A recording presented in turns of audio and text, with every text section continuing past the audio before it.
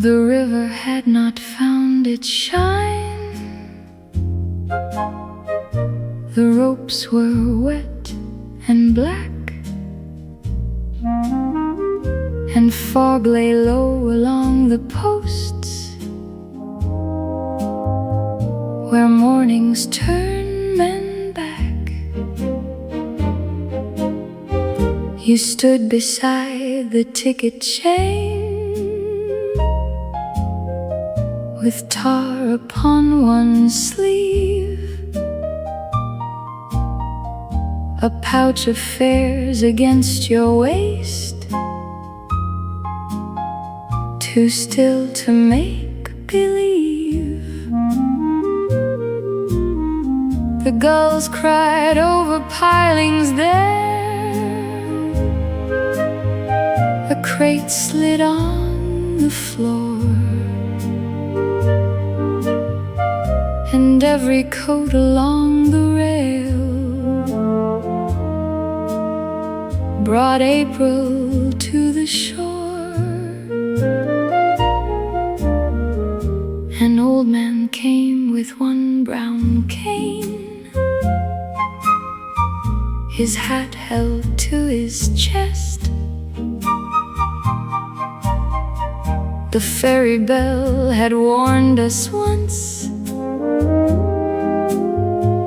the deckhands called the rest.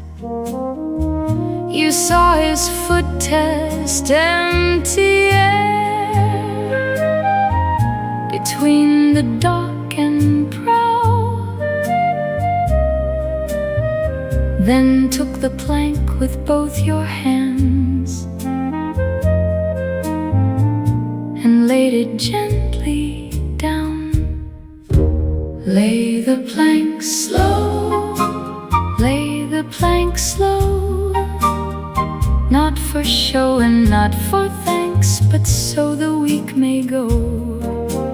Lay the plank slow. I watched the river wait, and saw how grace can make a bridge from ordinary weight. The captain checked his pocket watch, a truck coughed near the shed, a woman tied her scarf again and turned her face ahead. You held the rail while he crossed through, not speaking of his pride, then lifted up his market bag and set it just inside. He nodded once and found a bench. The bell rang clear and thin. You pulled the plank back from the dock before the tide came in. My own fare lay warm in my glove, my errand plain and small, but something in that careful pause had changed the landing all. No one will name the river boards, the rope, the chain, the bell, or count the small delaying acts that help a person well. Yet some work holds the world in place by giving time its due. A plank set down before a step, a hand that thinks it through. Lay the plank slow, lay the plank slow, till the hurried morning learns what patient waters know. Lay the plank slow, no ribbon, rose, or flame, only a crossing made with care, and no one called by name. The ferry moved, the dock grew pale, the fog began to clear, and on the wet boards where you stood, that quiet bridge stayed near.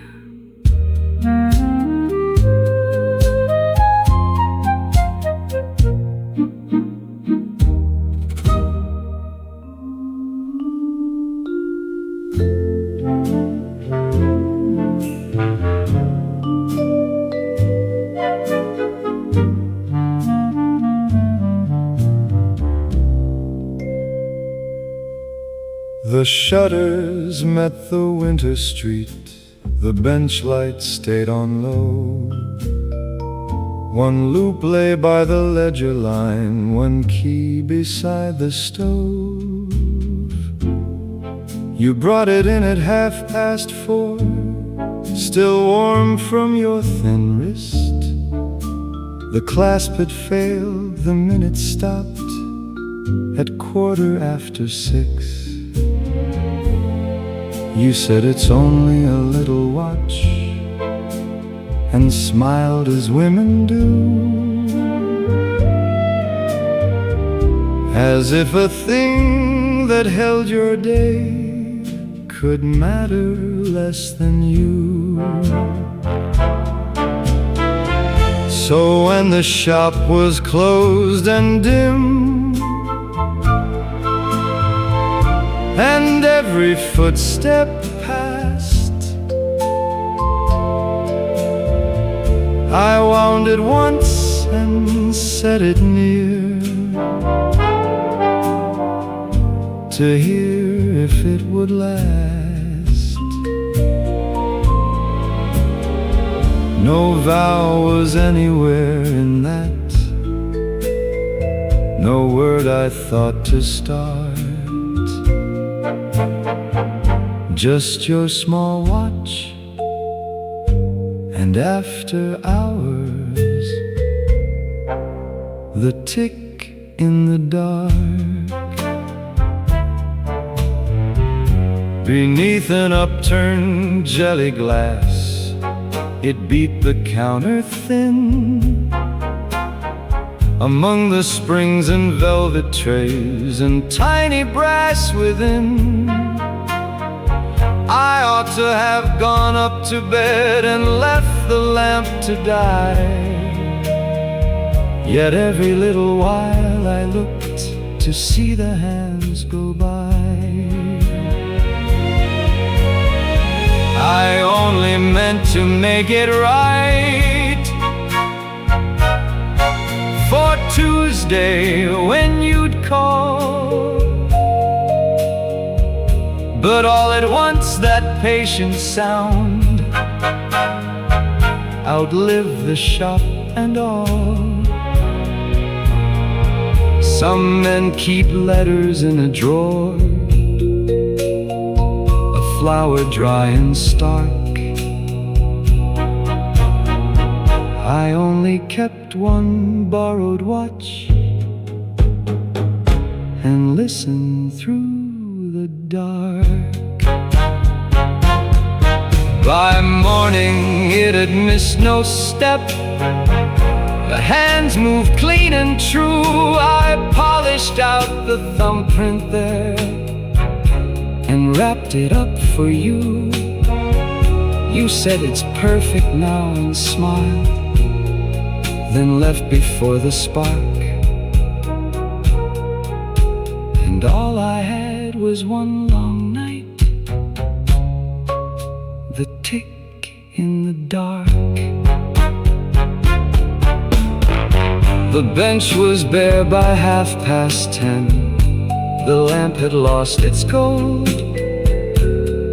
But sometimes when a room goes still and evening settles cold, I hear again that little watch take up its tender part, the sound of something not my own, still beating in the dark.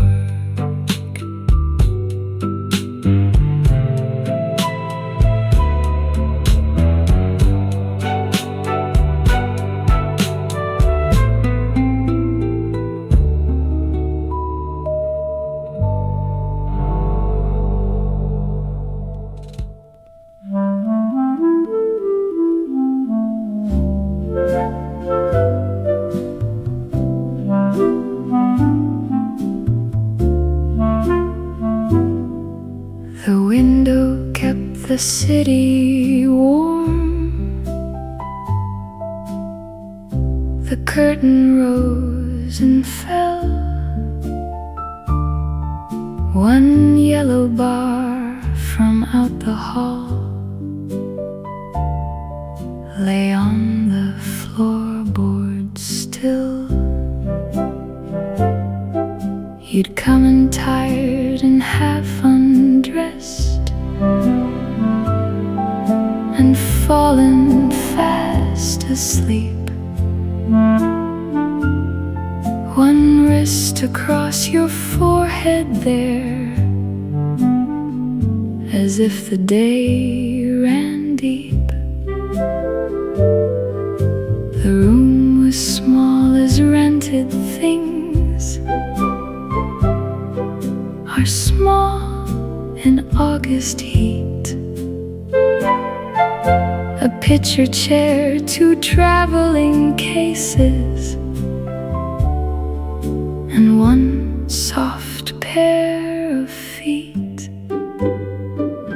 So I rolled the bath towel tight and laid it to the floor to keep the draft, the light, the talk from reaching anymore. I made a little shore of cloth against the world outside, the towel under the door. Somebody laughed beyond the stairs. A tap kept dripping thin. A woman's heel went past our room. Then nothing else came in. You never stirred except to turn and find me in your sleep. Your hand came searching once for mine and settled there to keep. No vow was spoken in that heat. No moon made silver news. Only a plain white hotel towel and one thing I could do for love when it has had no ease and money's running poor. We'll make a kingdom out of less than most are looking for. So I rolled the bath towel tight and laid it to the seam, and all the hallway with its lamp stopped just outside our dream. The room stayed small, the bed stayed hard, the night stayed hot and sure. Still I have loved few things as much as the towel under the door. By morning it was only cloth beside a scuffed up frame, but all night long it held the dark and let us be the same.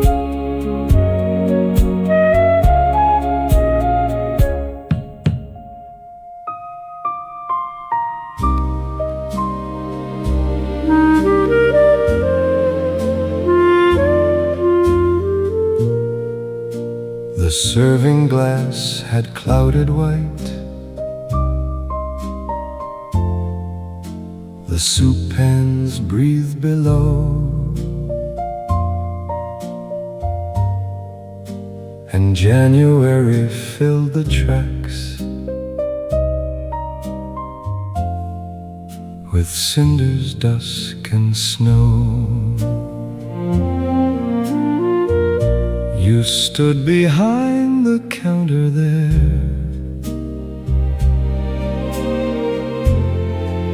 with steam along your hair. The enamel cups in crooked stacks, the rolls gone hard with air. A porter warmed his hands and left. A sailor asked for tea. and every spoon against a bowl rang small and separately.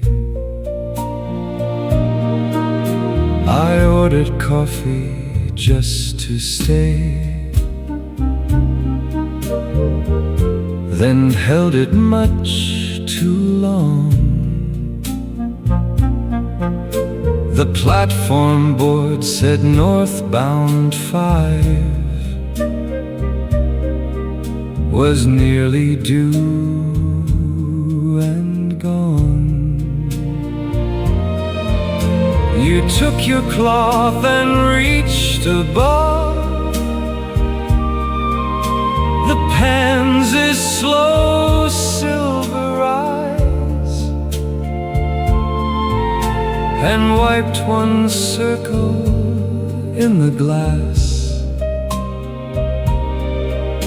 as if to clear my eyes.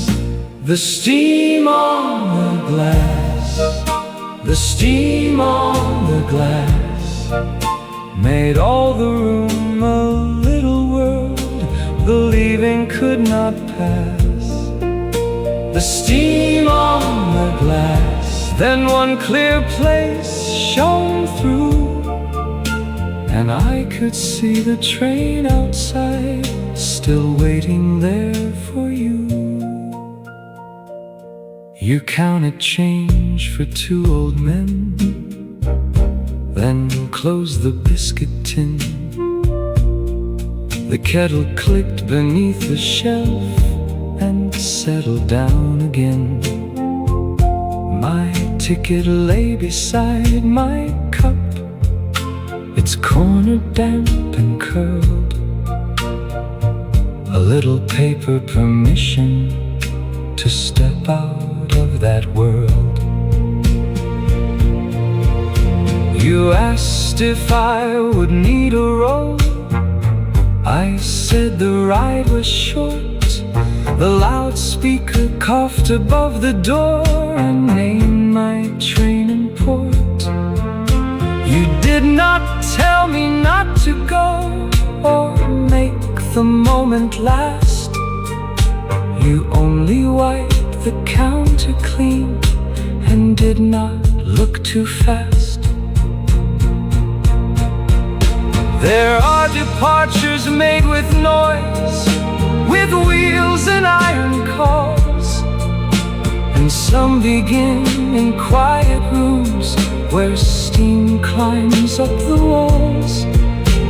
I think I knew before I stood, before I touched my hat, that some clear places vanish first when breath comes back to glass.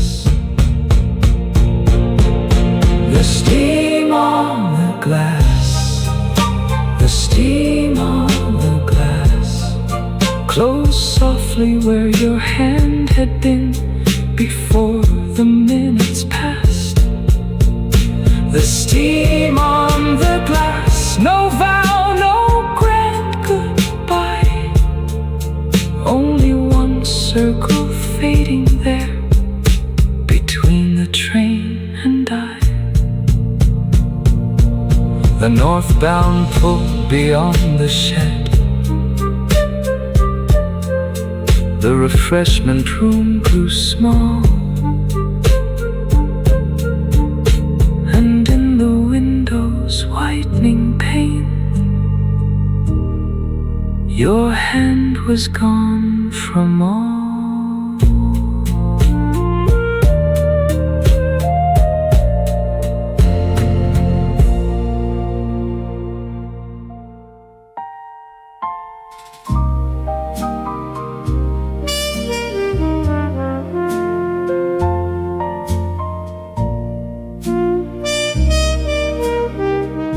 The store was closing floor by floor.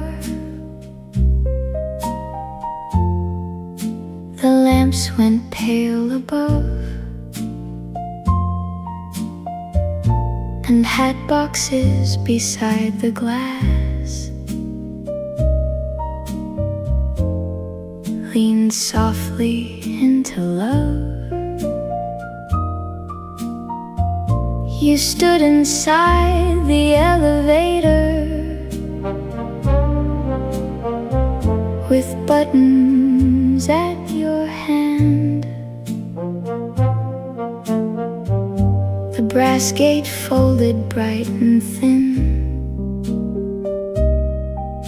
The mirror tall and bland.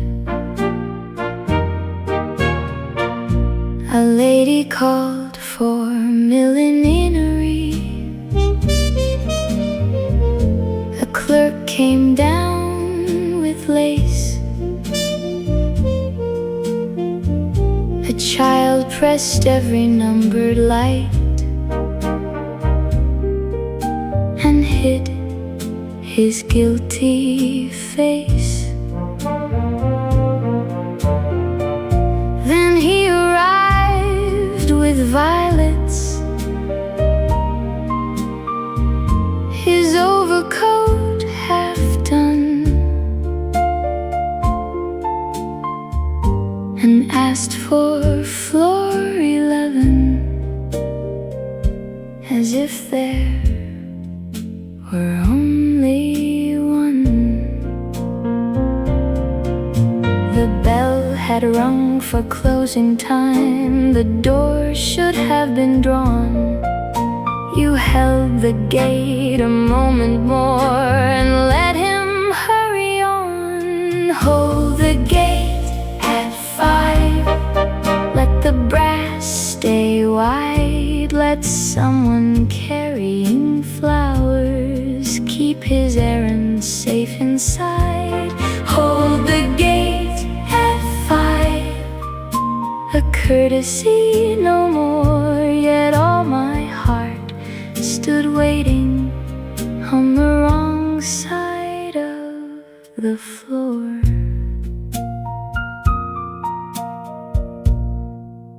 The car rose past the dresses, past gloves and evening shoes. The mirror took his violets twice and gave them back in blue.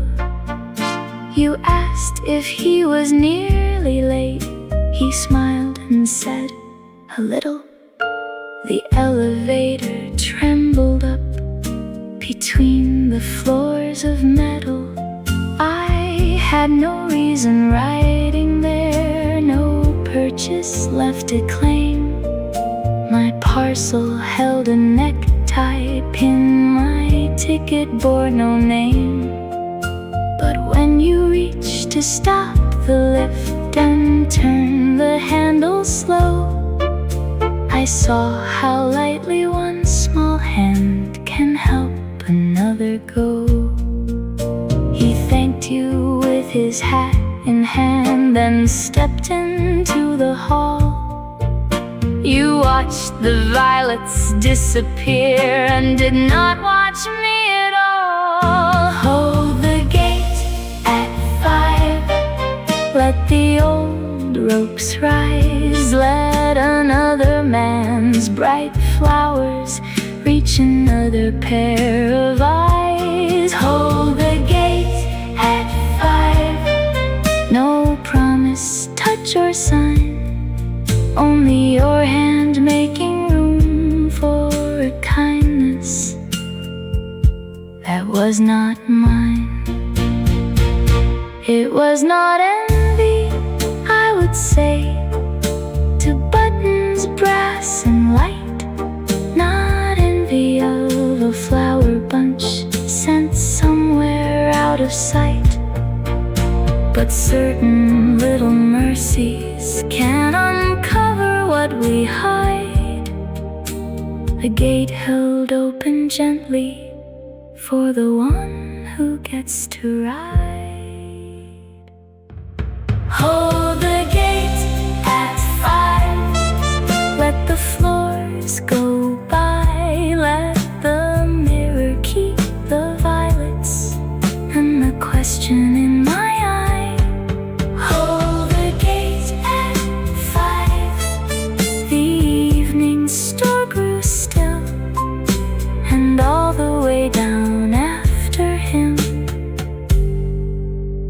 that open gate stayed filled.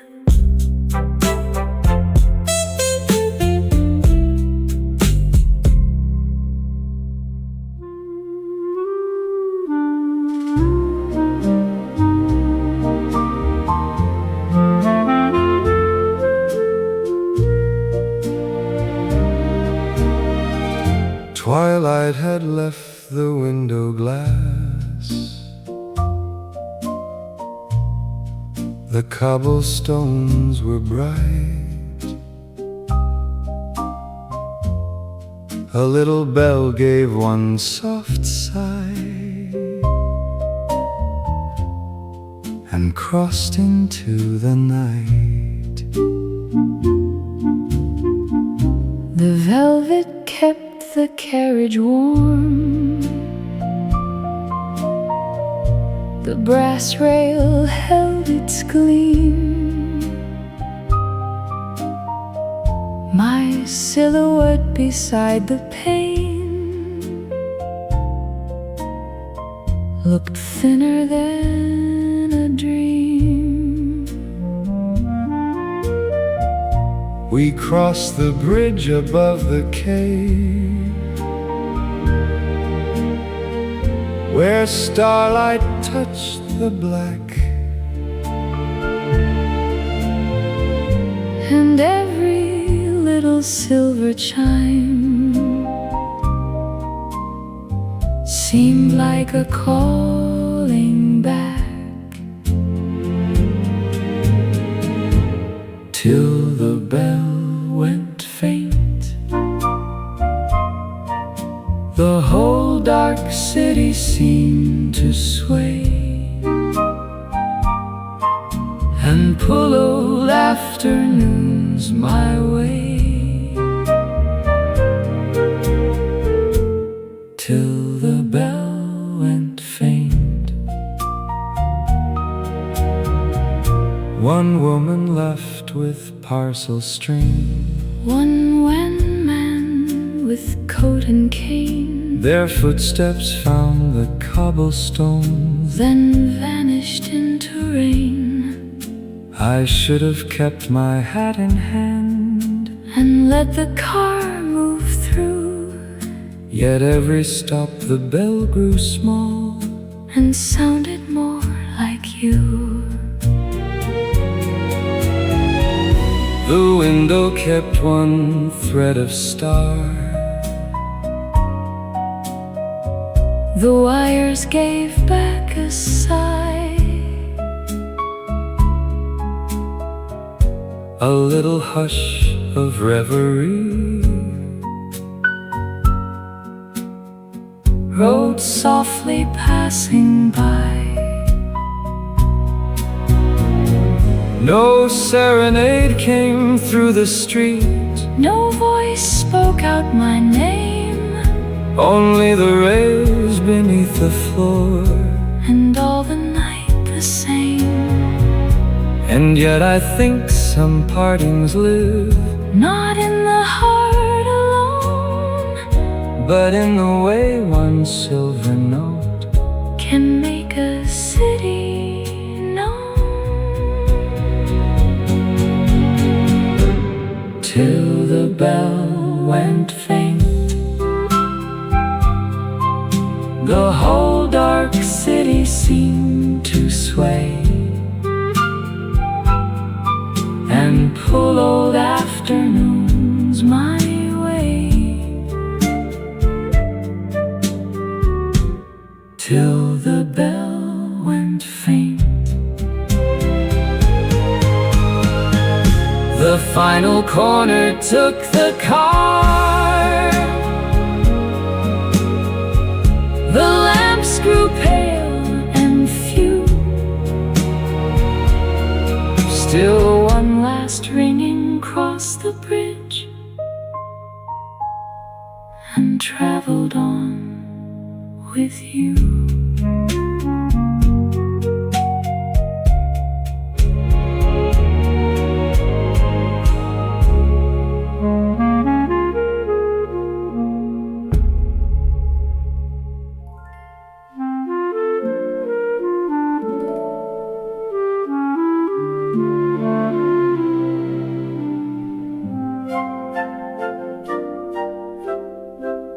The dome was dark before the show. The seats held winter air, and on the desk beside the charts, the little stars lay bare.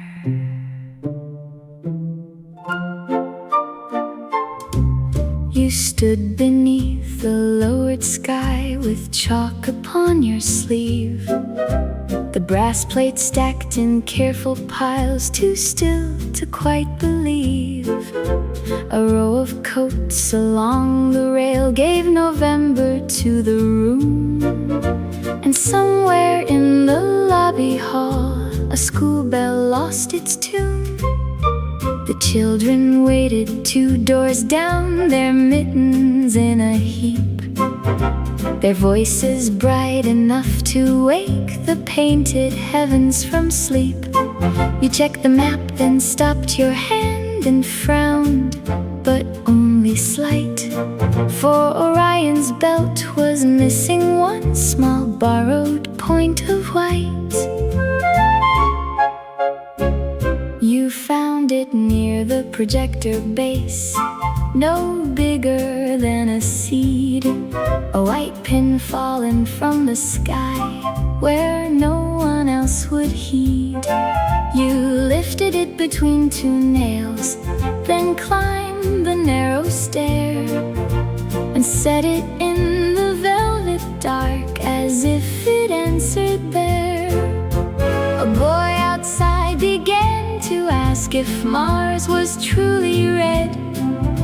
The usher hushed the waiting line, the clock moved on ahead. You stepped back once to judge the place, not proud and not for show, and all at once that paper night had somewhere else to go. No one would know the sky had failed by such a little mark. The children would have watched the stars and never missed the dark. But there are hands that mend a world before the lights begin, and give the farthest things their names by putting small things in. Orion was missing only one pale spark, only one quiet point of care against a borrowed dark. Orion was missing. You set the heavens true and made a room of waiting eyes look up because of you. Orion was missing, then found beneath your hand, not moon, not vow, not golden flame, but something made to stand. Orion was missing. I saw the lesson clear. A sky can turn more merciful when someone notices here. The lights went down, the children gasped, the dome began to glow, and in his belt one little star held all the dark in row.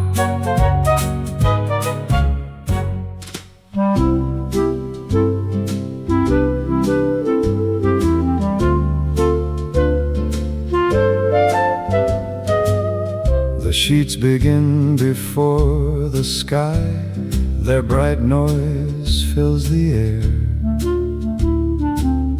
A pigeon startles from the ledge, and soap runs cold and clear. You climb the last iron stair with me, the basket at your hip, your hair already half come loose, 3 clothespins at your lip. The chimneys lean in summer haze, a whistle drifts from down below, and all the roofs are patched with wash that lifts and settles slow. You shake one tablecloth full wide, then laugh when it strikes my face, and smooth the sleeve of my blue shirt before you seek its place. One shirt in the wind, one shirt in the wind, blue among the white that morning on the line, caught by two small wooden pins, held where all the weather thins. And something in me there was pinned to time. One shirt in the wind, one shirt in the wind. The sheets go bright as chapel walls, the aprons bloom and sway. A baby cries 3 floors below, a radio starts to play. You stand on tiptoe for the far wire, I take the basket from your hand.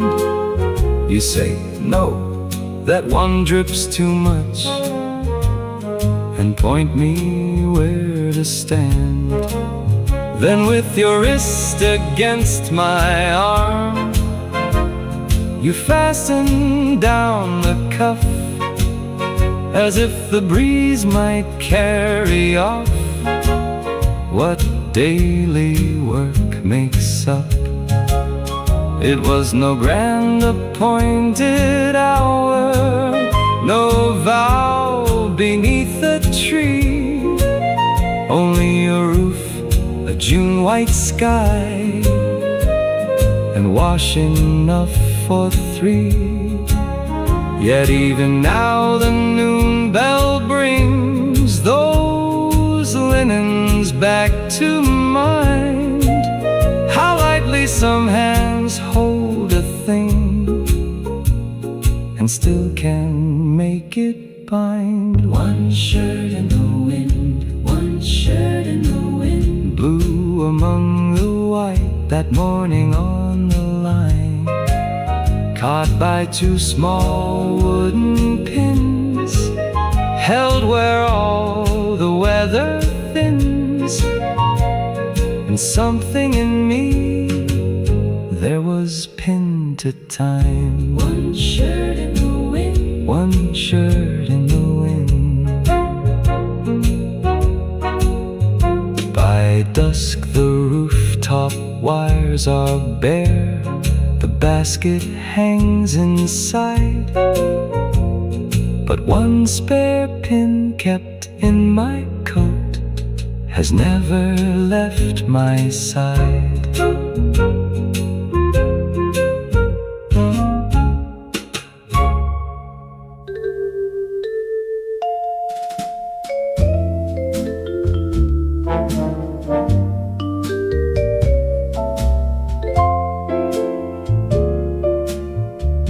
The shop was long and smelled of hide.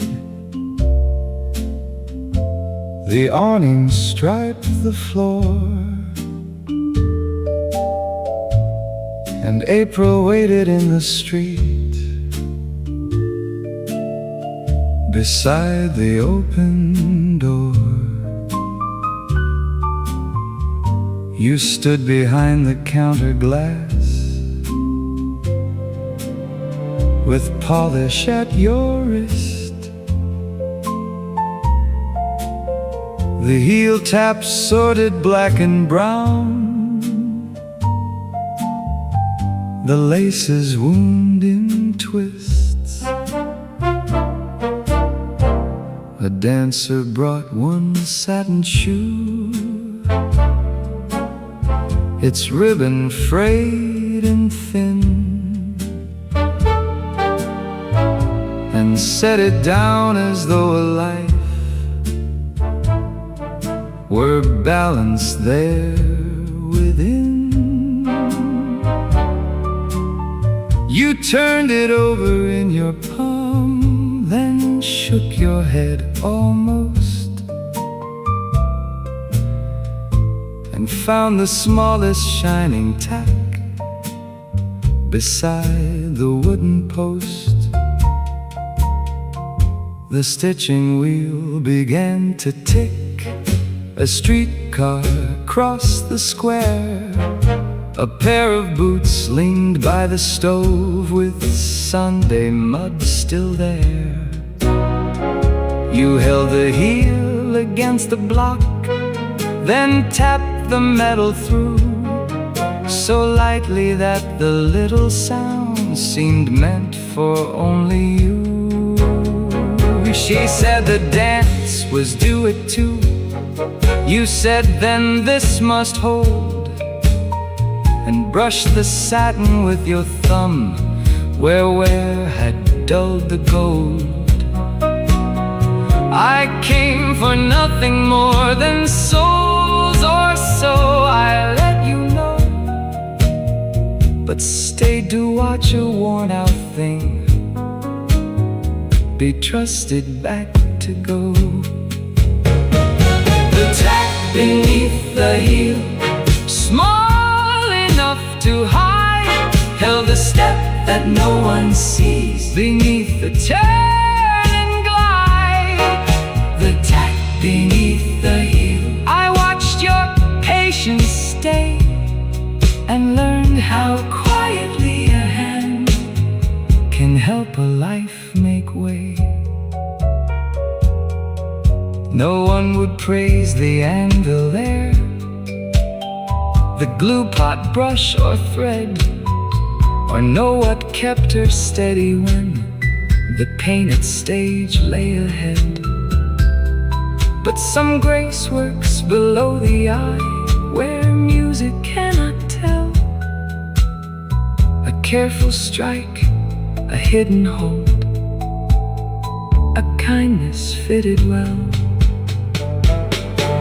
The tack beneath the heel, bright inside the seam, made the satin shoe believe again in its own dream.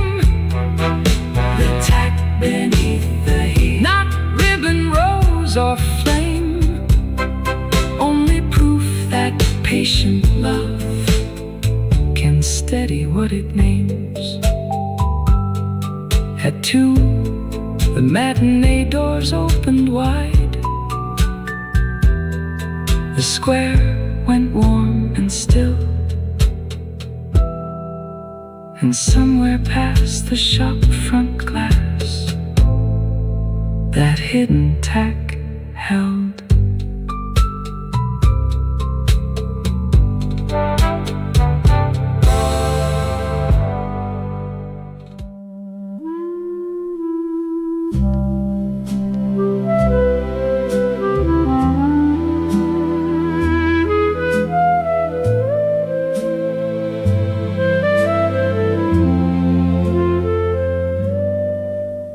The shop fan turned the patterns up and laid them down again, while August held the window glass in heat too tired to end.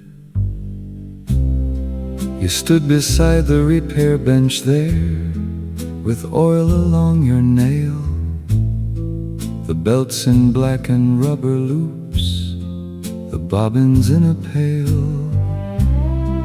A girl came in for navy thread, a tailor asked for chalk, and every footstep on the boards made a little wooden talk.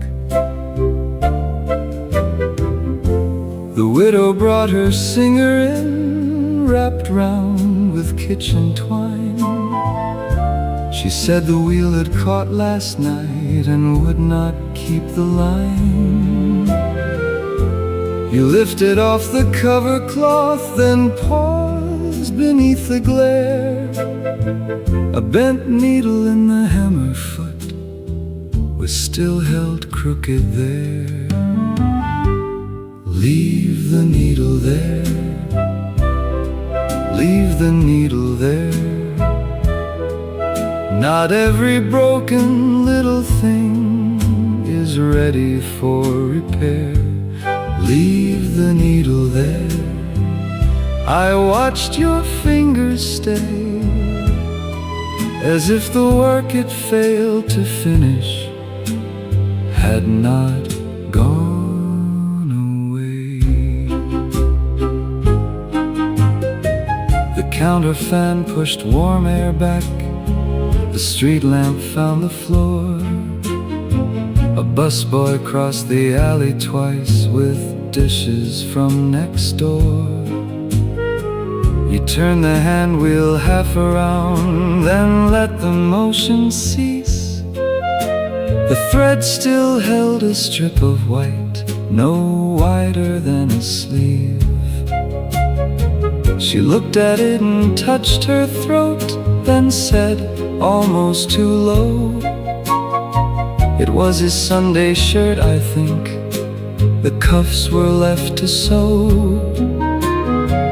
You did not ask how long ago, or offer softer thread. You only set the screwdriver down beside the words she said. Some labor stops without a sound, a seam left out of true. The cloth remains beneath the foot, the hand is gone from view. And some who mend the common gears know when the gentlest art is not to make the wheel move on, but leave the stop place part. Leave the needle there, let the bent point keep the little hold it still has made on what she could not keep. Leave the needle there, no comfort dressed as fact, only your hand refusing yet to hurry sorrow back. At closing time the belts hung still, the fan gave up its air, and in the lamplight on the bench, that small bright bend stayed there.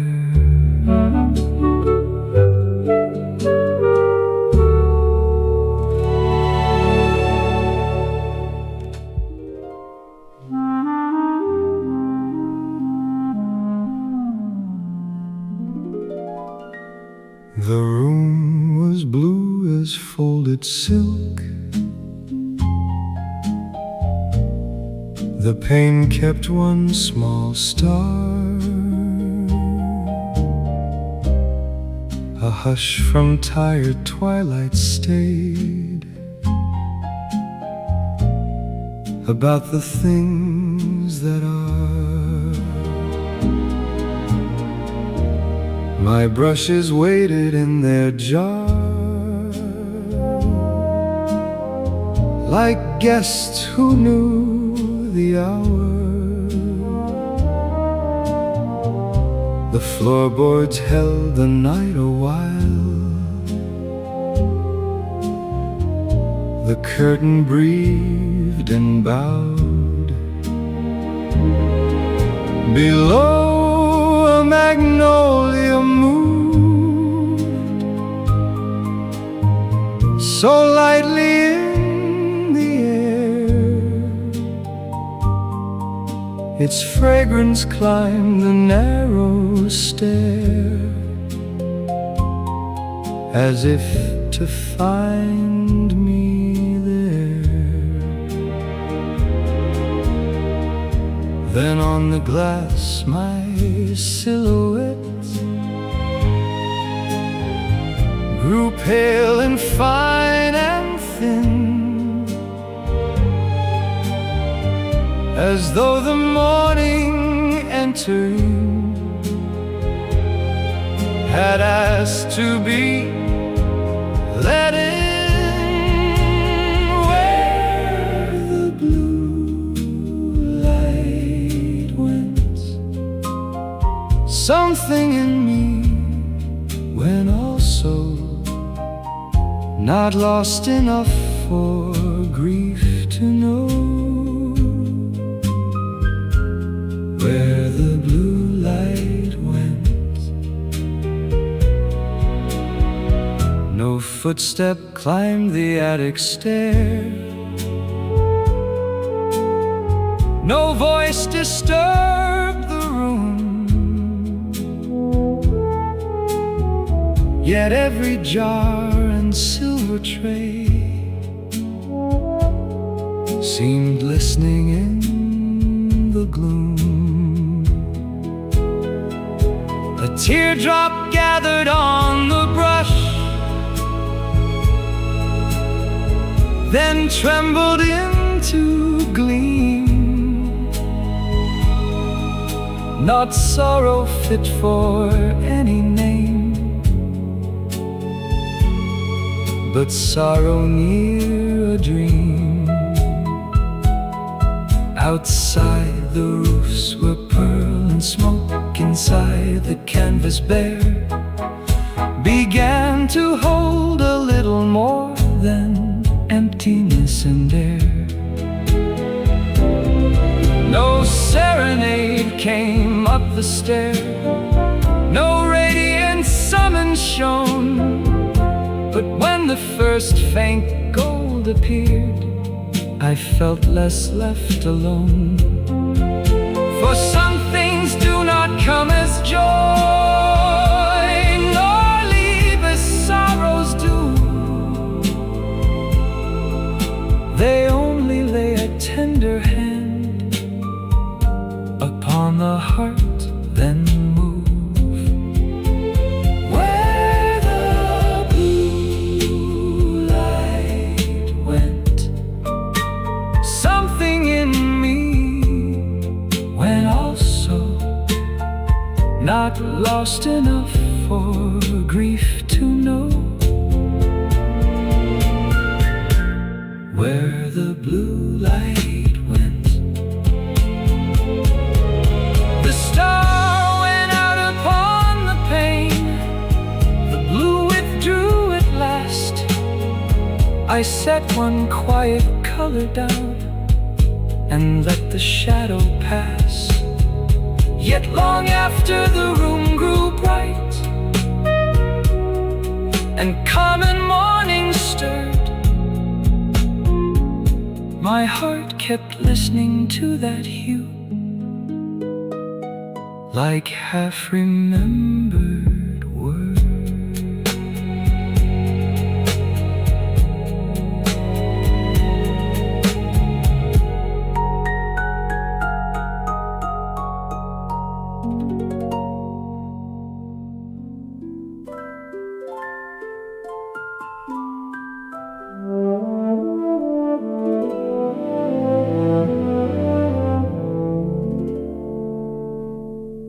The room was blue as folded silk. The pane kept one small star.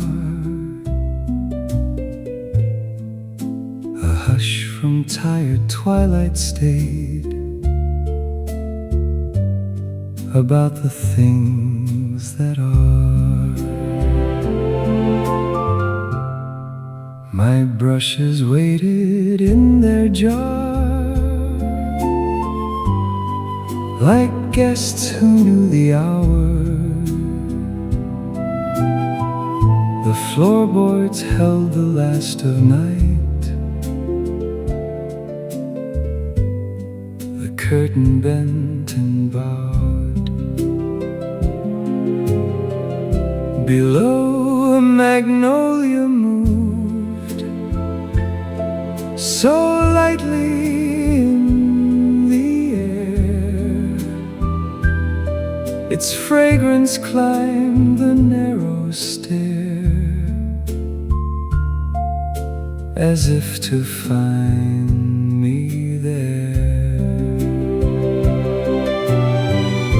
Then on the glass my silhouette grew pale and fine and mild, as though the morning entering had asked to be let in.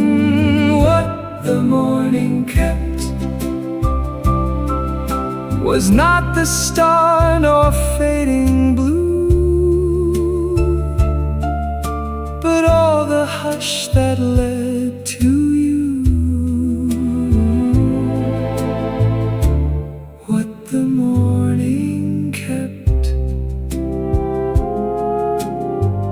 No footstep climbed the attic stair, no voice disturbed the room,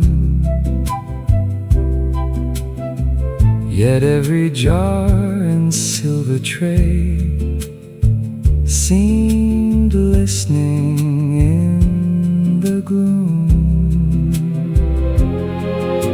A teardrop gathered on the brush, then trembled into gleam. Not sorrow fit for any name, but sorrow near a dream. Outside the roofs were pearl and smoke. Inside the canvas bare began to hold a little more than emptiness and air. No serenade came up the stair, no radiant summons shone. But when the first faint gold appeared, I felt less left alone. For some things do not come as joy, nor leave as sorrows do. They only lay a tender hand upon the heart, then move. What the morning kept was not the star nor fading blue,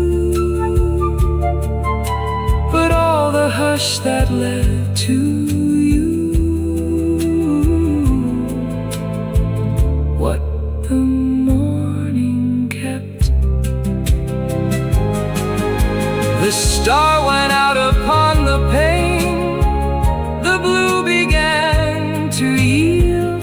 I set one quiet color down, as though a vow were sealed.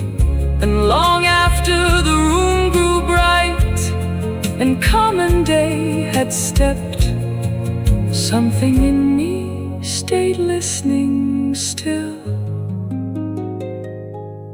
to what the morning kept.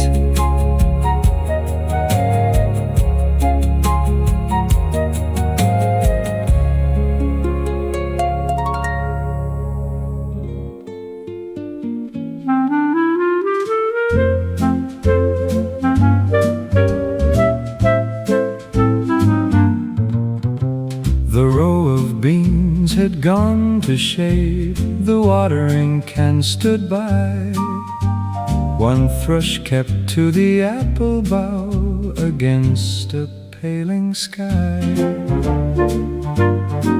You'd work the whole long garden through with dirt along your wrist. The lettuces, the marigolds, the path the hose had kissed.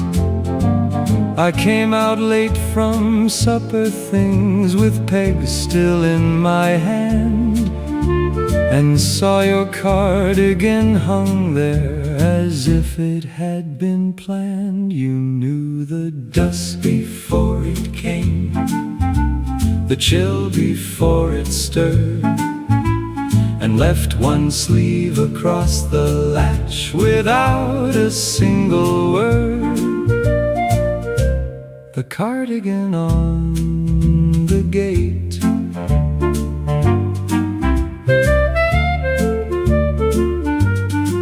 You were farther down among the rows with basket shears and twine, the tomatoes giving back the heat they'd gathered all through shine. I took the sweater from the wood still warm where sun had stayed, and all at once the evening felt more tended than it made. No vow was in the garden there, no moonlit talk, no plea. Only that soft domestic wit that notices for me. For love, when it has learned its trade, grows weather-wise and plain. It hangs a little warmth nearby before the cool can claim.